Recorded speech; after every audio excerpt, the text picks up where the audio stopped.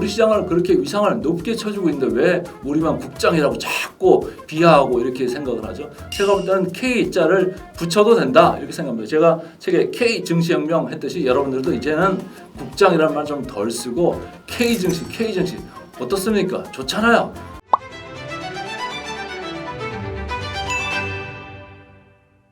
네, 안녕하십니까. 오늘은 시장이 다시 좀 반등을 하고 있네요. 다행히 이제 3,600선 위로 다시 반등을 해가지고 오늘 이제 또 힘차게 방송을 시작을 해 보겠습니다.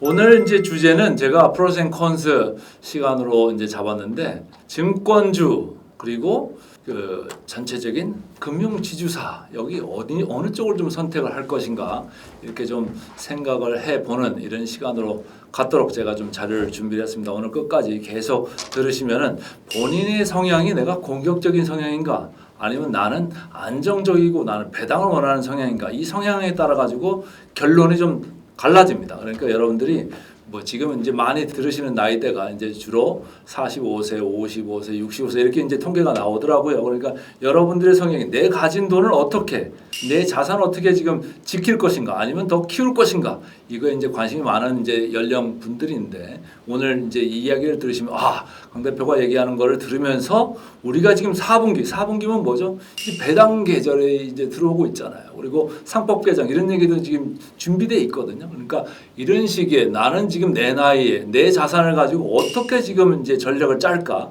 이 생각을 좀 하시는 게 좋은 그런 계절로 지금 들어가고 있습니다. 그래서 지금 제가 오늘 이거 자료를 마련했는데 여러분들한테 도움이 좀 되실 거예요. 그래서 끝까지 좀 지켜봐 주시면 좋을 것 같습니다. 자, 첫 번째 제가 차트를 이제 보여드리려고 하는데 그냥 한눈에 보면 알 수 있게 아주 내가 차트를 간결하게 잘 뽑아오죠. 이 차트는 뭐냐면은 은행업종하고 증권업종 이 회사 이 업종을 지난 1년간 이렇게 비교를 한 거예요. 근데 이제 제가 녹색으로 이렇게 선으로 표시를 했습니다만은 뭐죠? 은행업종은 코스피 지수와 거의 비슷하게 지금 동행을 하잖아요. 그죠? 규제 이슈도 있고 여러 가지 배당 이슈도 있고 지배구조 개선 이슈 이런 것도 다 있고 한 은행 업종이지만은 결국은 종합주가지수 가는 거 정도로 가고 있다. 최근에 조금은 사태에서 보이는 바와 같이 좀 하회를 하고는 있습니다만은 근데 증권업종은 그렇지 않죠. 증권업종은 우리가 종합주가지수나 은행업종 지수보다 훨씬 더 아웃퍼폼을 하고 있다. 더 초과 수익률을 지금 보이고 있다 이렇게 보시면 돼요. 그래서 제가 위에 그 타이틀을 잡아놨습니다만은 은행 업종 대비해서는 무려 46% 포인트 훨씬 더 수익률이 좋았어요. 왜죠? 거래대금도 늘고 주가도 올라오니까 여러분들도 지금 열심히 지금 제 강의 들으시기 시작했잖아요. 그렇죠? 투자자의 저변이 확대되고 있다. 그리고 우리 지금 다른 시장도 또 대체거래소가 생겼잖아요. 그리고 미국 시장에서도 여러분들 안 주무시면서 이렇게 보시는 이런 이제 투자자 기반이 지금 막 이렇게 확산되고 있기 때문에 증권 업종이 상당히 좋은 일이에요. 증권업이라는 게 뭡니까? 전기만 꽂아놓고 전산만 잘 돼 있으면 계속 돈 벌어요. 컴퓨터가 알아서 돈 벌어 가는 건데 예전 같으면은 딱 오후 3시 반이면 장이 끝났어요. 그럼 그때까지만 거래소에서 거래되고 이런 거에서 수수료 떨어지는 그런 걸로 이제 증권회사들이 먹고 살았는데 지금은 안 그렇죠. 대체 거래소가 생겼잖아요. 몇 시까지 하죠? 여러분들 퇴근하시고도 계속 하실 수가 있어요. 저녁 8시까지 열려 있습니다. 그리고 그 끝나면 이제 쉬나요? 안 그렇잖아요. 미국 해외 다 증권 투자하고 계시잖아요.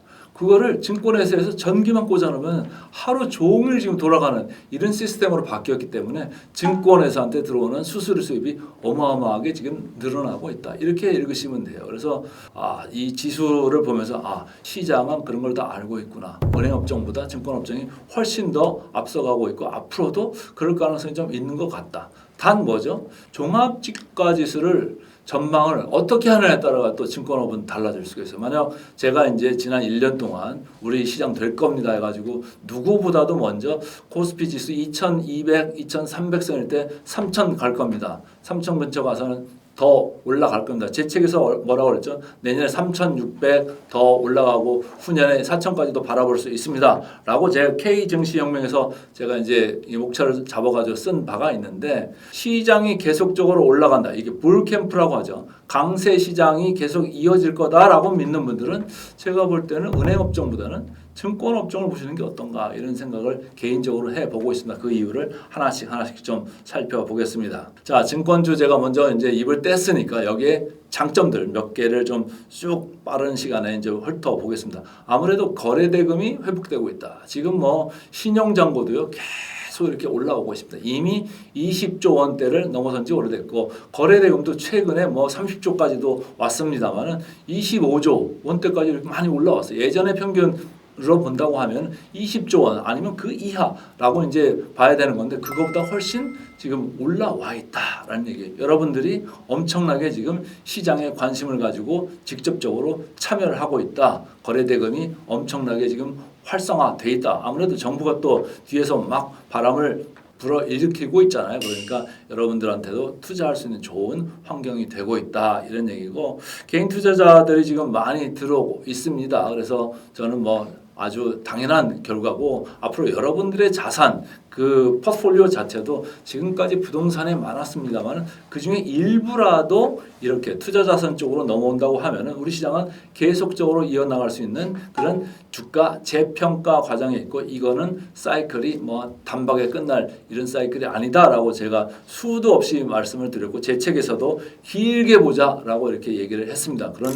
의미에서 돌아오라 국장으로 이렇게 제가 얘기를 했었죠. 그러니까 여러분들의 자산들이 지금 부동산에 많이 가 있을 거예요. 그리고 연세가 이제 있으신 분들은 야 이게 지금 투자 자산을 지금 내가 늘려야 되나? 근데 내가 잘 모르는데 어떡하지? 그러면 이제 저희하고 계속 시간을 보내시면은 아 이제 길게 놓고 보는 강관우 대표가 얘기하는 이런 뷰에 대해서 뭐 긍정적으로 보신다고 하면 계속 저희 유튜브를 보시면은 이제 뷰를 계속 공유를 하실 수가 있는 겁니다. 그런 의미에서 개인 투자자가 유입되는 것은 상당히 뭐 저희한테도 좋고 우리 시장한테도 당연한 결과고 앞으로도 그레이트 로테이션의 한 일환으로서 우리 시장의 개인 투자자들의 참여는 상당히 늘어날 수 있다. 다만 최근에 개인 투자자들은 지금 다 뭐 기관들한테 환매 요청 들어가고 또 개인 투자자들 올라가면 다 팔고 나가고 있고 지금 엄청나게 팔고 있잖아요. 왜일까요?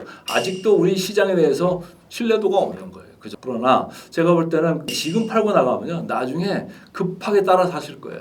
언제요? 지수가 뭐 예를 들어서 3,700을 가든지 4,000을 가든지 하면 아 내가 너무 일찍 팔았는데 아 지금이라도 따라잡을까? 급한 마음에 실수를 하실 수가 있어요. 그러니까 천천히 좀 보시는 이미 나이도 그렇잖아요. 천천히 보실 나이가 됐고 천천히 좀 신중하게 생각하자. 그래서 제가 지난번에 우리가 쇼츠를 올리면서도 침착하게 대응하자 이런 얘기했어요. 무슨 얘기냐?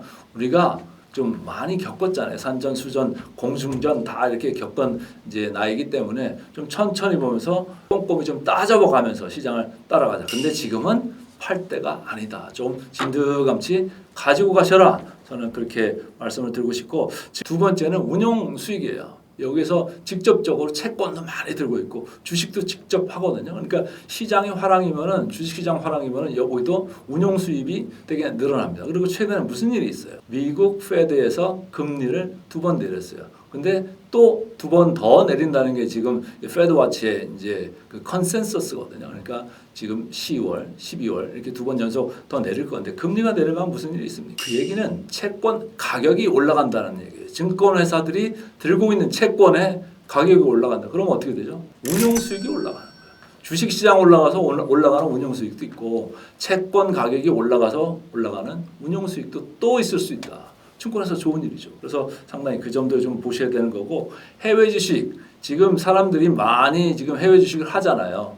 근데 그거 다 누가 지금 돈 버는 겁니까? 증권회사가 버는 거예요. 제가 아까 그랬잖아요. 전기만 꽂아놓으면은 이게 되는 거예요. 뭐 사람이 밤에 거기서 야근 근무하는 사람 한두 명 있을 수는 있는데 제가 볼 때는 몇 명 없이 엄청난 돈을 지금 다 모으고 있다. 끌어모으고 있다. 이런 거예요. 밤새 내내 돌아가는 거예요. 여러분들 도박장 가면 어떻게 한다고 그러죠? 또 유흥장 가면 어떻게 하는 거죠? 커튼에다 쳐놓잖아요. 시간이 지나가는지 모르게. 지금 증권회사들 그렇게 지금 돈 벌고 있어요. 그런 그 상황이다라는 걸 좀 많이 보시면 되고 뭐 자산관리 서비스 여기도 뭐 여러분들 이제 PB 센터나 이런 데 가서 상담하시고 그런 분들도 많잖아요. 그럼 서비스하면서 또 수입이 들어올 거고 여러 가지 그 파생되는 그 서비스들이 많이 있는 게 이쪽 금융지주 쪽보다는 증권 쪽이 훨씬 더 많다라는 게 일단 강점입니다. 이걸 좀 기억을 많이 해 보시고요. 자, 그럼 그 증권회사에 돈 버는 걸 제가 한눈에 볼 수 있게 좀 차트를 좀 준비를 해왔는데, 빨간 거는요 신용 잔고 차트예요. 얼마나 올라가고 있습니까? 여러분들이 다 신용 쓰고 있잖아요. 근데 신용을 이렇게 금액적으로 쭉 올라갔어요. 지금 뭐 여기 23조 이 정도까지 올라갔는데, 이쪽은 좌측을 보셔야 되죠. 23조까지 올라갔는데 어땠죠? 증권 뭐 전문가라는 사람들이 신용잔고 많이 올라가서 위험합니다라고 그러잖아요. 저는 뭐라고 그러죠? 웃기는 소리 하지 말라고 그러잖아요. 왜? 거래대금도 올라갔고 시가총액이 올라갔잖아요. 시가총액이 1000조 이상 올라갔어요. 근데 거기서 23조 올라간 게 뭐 대수입니까? 그러니까 그렇게 호도하는 사람들 들을 필요가 없어요. 제가 볼 때는 말도 안 되는 소리 맨날 그냥 짓거리는데 저는 그거 안 봐요. 시간 낭비예요, 시간 낭비. 그거 볼 필요도 없어요. 데이터도 뭐 제대로 퍼센트로 해야지. 우리나라가 뭐 10년 전, 20년 전 생각하면서 지금 23조 보고 많다고 그러는 게 말이 됩니까? 다 올랐잖아요. 부동산 가격도 오르고 증권 가격도 오르고 다 올랐는데 왜 그때 기준으로 얘기해요? 그러니까 그거는 제가 볼 때는 말이 안 된다 이런 생각이고, 퍼센트로 보셔라. 그런데 23조 올라온 건 물론 올라왔죠. 그러나 위험한 수준은 아니다라는 거고, 밑에 지금 파란 걸로 되어 있습니다만 거래대금이 어제 보니까 뭐 30조까지 이렇게 거래가 늘었더라고요. 이 거래대금 늘어나면 그냥 컴퓨터만 켜놓으면은 다 증권에서 돈 되는 거예요. 그러니까 그 점을 꼭 증권주를 보실 때는 확인을 하시면서 가셔라. 이렇게 이제 상징적인 차트를 하나 말씀을 드렸고요. 증권주, 근데 여기는 뭐 단점이 없을까요? 여기도 마찬가지죠. 시장이 만약에 여기서부터 좀 후퇴를 한다라고 하면 거래대금도 줄고 여러분들도 벌써 위축이 되잖아요. 그러면 거래대금 위축이 되면은 여러분들한테 좋을 게 하나도 없습니다. 증권회사도 마찬가지입니다. 상당히 줄죠. 그러니까 증권회사는 고정비라는 게 있어요. 책상 갖다 놓고 PC 갖다 놓고 사람 앉혀놨잖아요. 그럼 고정으로 들어가는 게 있어요. 근데 그 고정 비용 이상으로만 가면 다 증권회사 돈인 거예요. 그런데 이게 시장이 위축된다 그런 거예요. 고정 비용 계속 나가잖아요. 위축되는데 거래대금이 별로야. 그러면 수수료 수입이 줄어들어. 그럼 뭐예요? 고정 비용 그거보다도 더 줄어들면 그때부터 손해 나는 거거든요. 그러니까 상당히 영업 레버리지가 크다라고 보시는 거예요. 광고회사도 마찬가지입니다. 광고회사도 광고 카페 하나 만들려고 아이들 짜려고 사람들 엄청나게 고용해가지고 하고 있잖아요. 안 오면은 뭡니까? 비용만 나가는 거잖아요. 근데 광고 빌림 확 뜨면 고정 비용만 커버하고 남으면 다 남는 거예요. 그러니까 그런 그 기본적인 수익 비용 구조가 있는 게 증권회사다. 라는 겁니다. 그래서 제가 볼 때는 상당히 그 고정 비용이 커가지고 거래대금이 변동성이 있다라고 하면은 그거는 밑으로든 위로든 충분한 레버리지가 있다. 근데 단점일 때는 내려갈 때는 조금 단점이 될 수도 있다. 이거는 이제 생각을 하시고요. 개인 투자자들이 서학개미들 같이 밖으로 좀 덜 나가고 우리 돌아오라 국장으로 제가 외치듯이 많이 오시면 참 좋겠는데 아직도 우리나라를 신뢰를 못하고 있고 국장을 하고 있잖아요. 그래서 국장이라는 게 사실은 별로 좋은 의미가 아닌 것 같아요. 어디 장례 치르는 느낌도 나는 그런 이제 중의적인 말이잖아요. 근데 제가 볼 때는 K증시라는 그 말을 붙여 쓰는 게 어떠냐. 제 책에도 이렇게 썼잖아요. K증시혁명. 우리가 K 팝 K 푸드 할 때 K는 뭡니까? 국제적인 K예요. 여러분들 왜 자꾸 옛날 생각하십니까? 지금 우리 시장이 연초 대비 얼마 올랐습니까? 50%나 올랐어요. 전 세계에서 1등하는 우리 증시가 됐습니다. 근데 왜 여러분들은 그렇게 생각을 안 하시고 계시죠? 제가 계속 말씀드리잖아요. 이거는 허니문 랠리를 떠나서 더 크게 봐야 된다. 이거는 그동안 우리가 23년, 24년 증시가 전 세계 대비해서 엄청나게 수익률이 나빴어요. 전 세계에서 꼴찌했잖아요, 작년에. 그래서 제가 24년 말부터 뭐라고 그랬습니까? 금년부터 시장 될 겁니다. 근데 제 생각보다 훨씬 탄탄하게 잘 가고 있어요. 뒤에서 막 바람을 불어주잖아요, 정부에서. 근데 어쨌든 우리나라를 국장이라고 부르지 말고 이제는 K증시라고 불러도 될 정도로 지금 위상이 올라오고 있다. 최근에 모건 스탠리에서 시장 전략 리포트가 나왔더라고요. 우리나라 좋게 봐야 된다. 그러면서 타겟 지수를 뭐 쭉쭉 올리는 그런 생각을 하고, 최근에 또 모건 스탠리 제 친정이니까 좀 몇 번 얘기를 해 보겠습니다. 반도체 관련돼서도 삼성전자, SK하이닉스 목표 주가를 쭉쭉 올리고 비중도 오버웨이트, 그러니까 비중 확대로 다 올렸잖아요. 그게 뭡니까? 우리 시장을 그렇게 위상을 높게 쳐주고 있는데 왜 우리만 국장이라고 자꾸 비하하고 이렇게 생각을 하죠? 제가 볼 때는 K자를 붙여도 된다 이렇게 생각합니다. 제가 책에 K증시혁명 했듯이 여러분들도 이제는 국장이라는 말 좀 덜 쓰고 K증시 어떻습니까? 좋잖아요. 그리고 K증시라는 건 뭐냐면 해외에서 돈들이 들어온다는 거예요. 그리고 최근에 이재명 대통령이 미국 가서 뭐 했습니까? 제일 마지막 날 투자 설명회를 했잖아요. 거기서 누구 여기 오셨나요? 라고 물었죠. 누구 찾았을까요?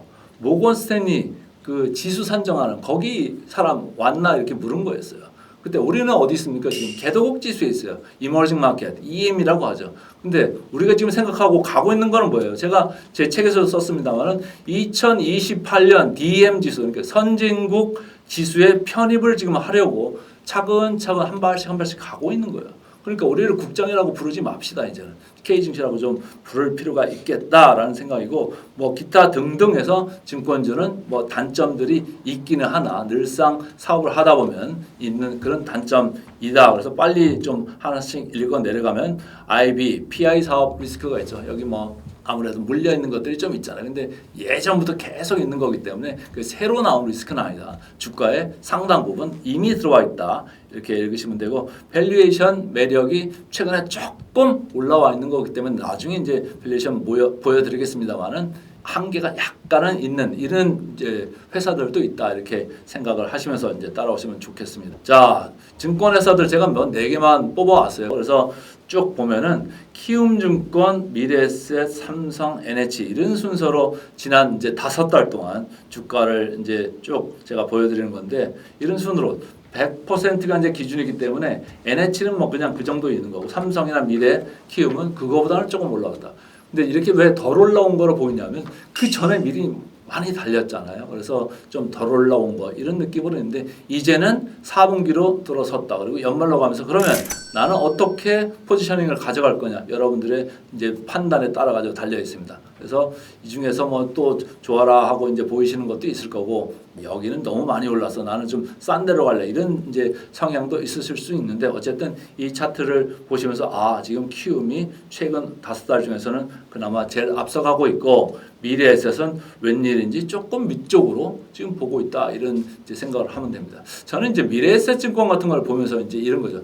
대장주는 맞잖아요. 여러분들 얘기할 때 뭐 증권회사로 미래에셋 증권 광고도 많이 하잖아요. 근데 대장은 맞는데 저는 항상 이제 이렇게 양팔에 이제 저울을 놓고 PBR, PER 이런 거, 예를 들어 배당 수익률이라고 하죠. 이런 것들 쭉 보는데 여기는 배당을 생각보다 안 줘요.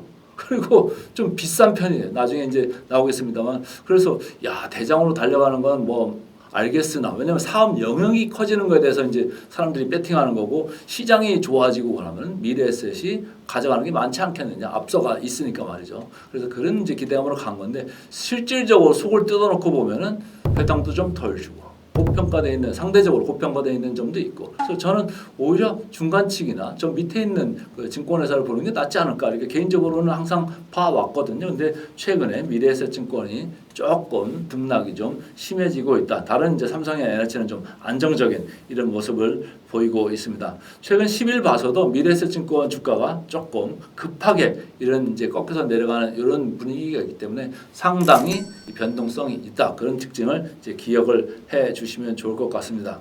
그래서 지금까지 증권주에 대해서 제가 이제 좋은 점, 나쁜 점 이렇게 보여드리고 주가 성적까지 이제 보여드렸는데, 지금부터는 금융주주입니다. 금융주주는요, 그 안에 은행하고 증권이 다 있는 경우도 있고, 또 다른 뭐 캐피탈사까지 있는 경우 있고, 상당히 복합적인 그런 회사죠. 그래서 우리가 금융지주들을 이제 판단할 때는 주로 PBR, 그러니까 장부 가치 대비해서 지금 주가가 어디 있느냐 이런 것도 좀 보고, 배당 수익률 이런 것도 보잖아요. 그래서 상당히 보수적인 분들, 그리고 나이대가 이제 50대 넘어가는 분들, 야, 나는 이제 연말 배당 받는 거에 관심 있어, 이렇게 보는 분들은 금융지주를 볼 타이밍이 이제 슬슬 들어오는 거예요. 그리고 금융지주 쪽은 뭐죠? 자사주 소각이나 뭐 주주 환원 이런 거에 대해서 되게 적극적이에요. 아무래도 정부가 이렇게 얘기를 하면 안 들을 수가 없잖아요. 자기 임명권을 들고 있는 데가 이제 정부기 때문에 얘기를 안 들을 수가 없어요. 근데 또 다른 쪽은 뭐가 있어요? 규제 산업이에요. 그러니까 되게 안 좋아요. 그것 때문에 아까 제가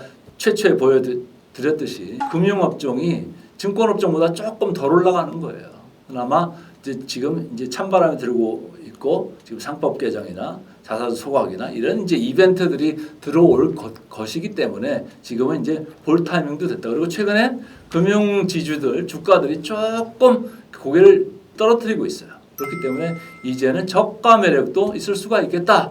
라고 이제 저는 생각을 합니다. 이제 하나씩 장점을 좀 볼게요. 그래서 이익이 좀 늘어나고 있어요. 이자 이익도 있는데 또 금융지주에는 비이자 이익도 있어요. 그래서 그런 쪽 양쪽에서 지금 다 이 영업이 괜찮게 돌아가고 있다. 이렇게 이제 읽으시면 되고 재평가 뭐 분위기는 뭐 여전합니다. 구조적으로 재평가였는데 지금 올라오기는 했습니다만은 그나마 아직도 할인폭은 여전하다 이렇게 생각을 합니다. 이게 얼마나 더 이제 이런 할인 상태가 오래 갈지는 모르겠습니다만 일단 ROE라는 걸 제가 항상 말씀을 드리는데 ROE라는 걸 보면 아주 꾸준하게 나와요. 성장이라는 거는 정체는 돼 있지만 ROE라는 거는 꾸준하게 나와서 아주 안정적인 그런 이제 회사들이 많습니다.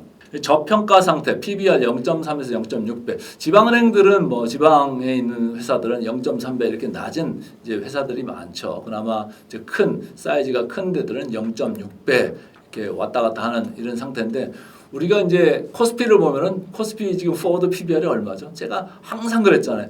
코리아 디스카운트 시대를 멀리하고 뒤로 하고 코리아 프리미엄 시대로 들어간다. 그래서 포워드 PBR은 지금 1.1배 수준에 와 있습니다. 근데 제가 금방 차트에서 보여드렸듯이 은행주주들은 PBR이 높아봤자 0.6배예요. 왜 이렇게 반밖에 안 되는 거예요? 더 올라갈 수도 있는데.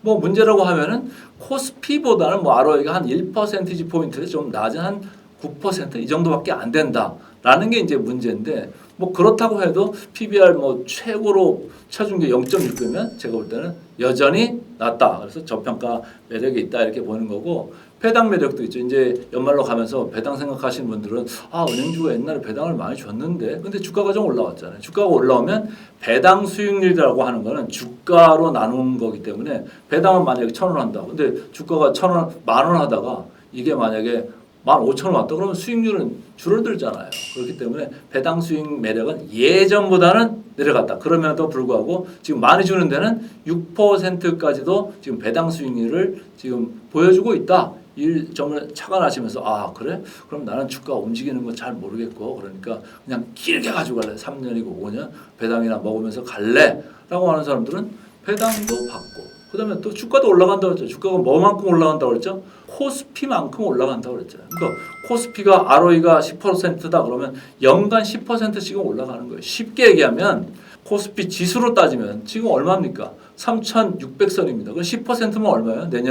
내년 말쯤에 한 4,000 가 있는 거예요. 매년 제가 책에서도 그랬잖아요. 매년 제가 3,000일 때 책을 냈는데 3,000 있을 때는 매년 300포인트씩 올라가는 걸 보시면 됩니다. 이렇게 얘기를 했는데 그게 올라갔잖아요. 복리의 효과입니다. 3,600에 와 있으면은 매년 뭐예요? 10%면 4,000 이제 가는 그 그림이 나오는 그런 단계에 이제 접어든 거예요. 그럼 4,000 가면 그 다음에 얼마로 올라가요?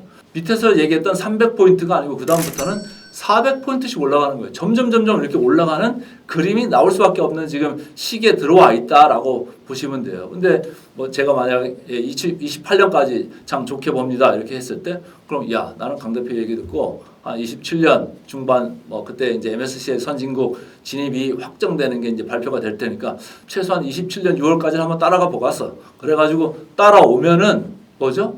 배당 수익률 뭐 6%라고 그랬죠.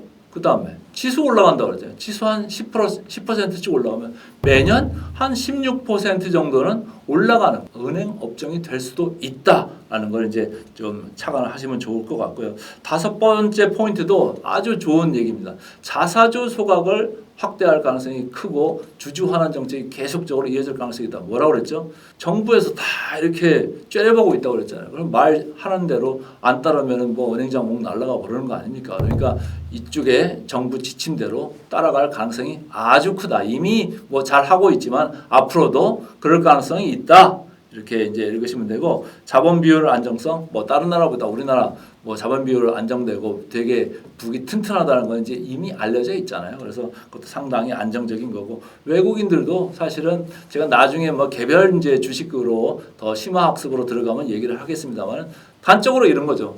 KB금융 그 외국인들 지분율이요 거의 80% 내외예요. 주식 시장에서 살 수 있는 게요. 적습니다. 그러니까 상당히 지금 올라가는 지금 분위기예요. 외국인들이 계속 사모으면은 시장에서 살 수 있는 게 점점 줄어들어요. 그래서 여기도 좀 그런 점을 착안하시면서 보시는 게 어떤가 이렇게 이제 장점으로 좀 꼽아봤고요. 자, 지금부터는 이제 단점입니다. 단점. 근데 제가 볼 때는 이 금융지주의 단점도 물론 이제 뭐 없는 건 아닙니다만은 생각만 하시고 이거는 그냥 거의 무시해도 될 정도의 좀 마이너한 수준이 아니겠느냐 이렇게 보고 있습니다. 첫 번째는 이제 세제 개편 우려죠. 아무래도 이제 배당소득세 관련돼 가지고 여러 가지 자본들이 많았잖아요. 그러니까 그런 거에서 여기도 자유롭지 못하고 왜 배당 수익률이 높다고 그랬잖아요.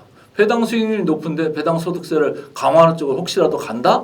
그러면 뭐 은행 지주사한테 뭐 금융지주한테 좋을 게 하나도 없죠. 그런 얘기가 있는 거고 그리고 저평가가 너무 고착화돼 있다 이런 생각인 거예요. 저평가가 된 지가 오래됐잖아요. 근데 이걸 좀 타개하고 가야 되는데 아까도 얘기했듯이 아니 지금 코스피가 포워드 PBR이 1.1배까지 왔는데 왜 여기는 뭐 0.5배, 0.6배밖에 안 되냐고요. 그 저평가돼 있는 건데 제가 볼 때는 단박에 좀 따라잡으면 우리 시장 코스피 상승하는 데 상당히 도움이 될 것 같은데 여전히 저평가라는 거예요. 아직도 뭐 뭔가 이제 불만들이 많은 거죠. 할인 요소가 많이 있는 거 아니겠느냐. 시장에서 계속 그렇게 보고 있는 거예요. 근데 저는 이제 생각이 좀 다르죠. ROE라는 게 자기자본 이익률이잖아요. 이게 계속적으로 예를 들어서 9%다. 이 선에서 있고 아니면 좀 더 좋아져 가지고 비이자 수익이나 아니면 뭐 해외 주식에서 주식 투자에서 떨어지는 그런 수수료 수익이나 이런 것들이 좀 많이 늘어난다고 하면은 ROE가 더 올라갈 수도 있는 거예요. 그리고 IB 쪽, IB라는 게 뭡니까? 인베스트먼트 뱅킹, 투자 쪽이잖아요. 경기가 좋아지면은 투자 쪽에서 딜들이 많아질 수 있어요. 그리고 금리가 떨어지잖아요. 금리가 떨어지면은 큰 사업 밀어놨던 것들을 막 이제 할 수가 있는 겁니다. 그러니까 은행 지주 쪽에서도 많이 그런 쪽으로 이제 그 딜들을 해 나갈 수가 있다라고 생각하면 왜 이렇게 고착화되어 있는지는 모르겠습니다만 앞으로는 조금씩 그리 할인의 폭이 줄어들 가능성이 있다.